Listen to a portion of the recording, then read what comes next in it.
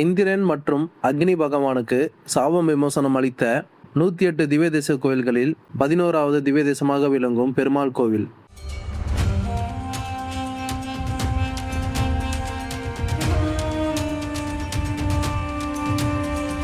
வணக்கம் வியூவர்ஸ், இன்னைக்கு நம்ம வீடியோவில் ஆதனூர் ஸ்ரீ ஆண்டலுக்கும் ஐயன் பெருமாள் கோயிலை பற்றி தான் பார்க்க போகிறோம்.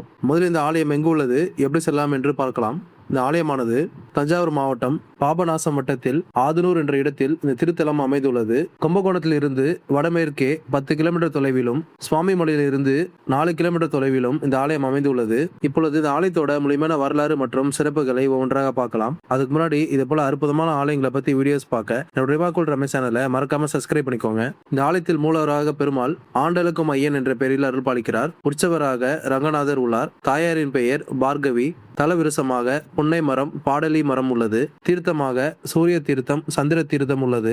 கோவில் தனி சிறப்பாக கருவறைக்கு எதிரே மோட்ச தூண்கள் அமைந்துள்ளன மற்றும் காமதேனு தவம் செய்த தலமாகவும் இது உள்ளது. இங்குள்ள பெருமாள் எழுத்தாணி ஏடுடன் காட்சி தருகின்றார். 108 திவ்ய தேச கோவில்களில் இது 11வது திவ்ய தேசமாக உள்ளது. பெருமாளை வேண்டி காமதேனு தவம் செய்த ஊர் என்பதால் ஆதனூர் என்ற பெயர் இவ்வூருக்கு கிட்டியது. கருவறை விமானத்தில் உள்ள திருமாலின் சிலை பல்லாண்டு காலமாக வளர்ந்து வருவதாக கூறப்படுகிறது. இந்த கோவிலில் திருமங்கை ஆழ்வார் வெளிப்பட்டுள்ளார். பெருமாள் மீது தீவிர பக்தி கொண்ட பக்தர் ஒருவர் ரங்கநாதருக்கு திருப்பணிகள் செய்ய நினைத்தார். தன்னிடம் உள்ள பொருளை எல்லாம் திருப்பணிக்காக செலவிட்டார். ஆனால் அவரது பக்தியை தவறாக பயன்படுத்தி சிலர் அவரிடம் மோசடி செய்தனர். அந்த பக்தரின் நிலைமையை கண்டு மனமிறங்கிய இறைவன் அவருக்கு பொருளுதவி செய்ய நினைத்தார். திருப்பணி செய்த வேலையாட்களை கூட்டிக் கொண்டு கொள்ளிடம் வரும்படியும் அவர்களுக்கு தர வேண்டிய பணத்தை தானே தருவதாகவும் அந்த பக்தரின் கனவில் தோன்றிய பெருமாள் வாக்களித்தார். அவரும் அதே போல் செய்தார். அப்பொழுது முதியவர் உருவத்தில் வந்த பெருமாள் ஒரு மரக்கல்லால் ஆற்று மணலை அள்ளி அளந்து போட துவங்கினார். திருப்பணியில் உண்மையாக தங்களை ஈடுபடுத்திக் கொண்டவர்களுக்கு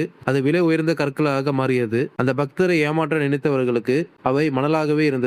பிறகு பெருமாள் அந்த பக்தருக்கு காசு கொடுத்து அருளினார். ஏமாற்ற நினைத்தவர்கள் தங்கள் தவறை உணர்ந்தனர். காமதேனு மற்றும் திருமங்கை ஆழ்வாருக்கும் பெருமாளை தலத்தில் காசு கொடுத்ததாக சொல்லப்படுகின்றது. பக்தர் ஒருவருக்காக வந்து பெருமாளே பொருளை அளந்து கொடுத்ததால் இத்தல பெருமான் ஆண்டலுக்கும் ஐயன் என அழைக்கப்படுகின்றார். இந்திரன் இந்த தலத்திற்கு வந்து பெருமாளை வணங்கி தனக்கு ஏற்பட்ட சாபத்திலிருந்து விமோசனம் பெற்றார். அதே போல அக்னி பகவானுக்கும் பிரம்மசி தோஷம் ஏற்பட்டது. அவரும் இங்கு வந்து பெருமாளை வணங்கி சாப விமோசனம் பெற்றதாக சொல்லப்படுகின்றது. கருவறையில் ஸ்ரீ ஆண்டலுக்கும் ஐயன் பெருமாள் ஸ்ரீதேவி பூதேவியுடன் நாபி கமலத்தில் பிரம்மாவுடன் பள்ளி கொண்ட கோலத்தில் அருள் பாலிக்கின்றார். மரக்காலை தலைக்கு வைத்து இடது கையில் எழுத்தாணி மற்றும் ஏடுடன் அருள் பாலிக்கின்றார். பெருமாளின் பாதம் அருகே காமதேனு, காமதேனுவின் மகள் நந்தினி, சிவபெருமான், பிருகு மகரிஷி, திருமங்கை ஆழ்வார் உள்ளனர். கருவறை முன்புறம் அர்த்த மண்டபத்தில் பெருமாளின் பாதம் தலைக்கு நேரே 2 தூண்கள் உள்ளன. இந்த தூண்கள் மோச தூண்கள் என்று அழைக்கப்படுகின்றன.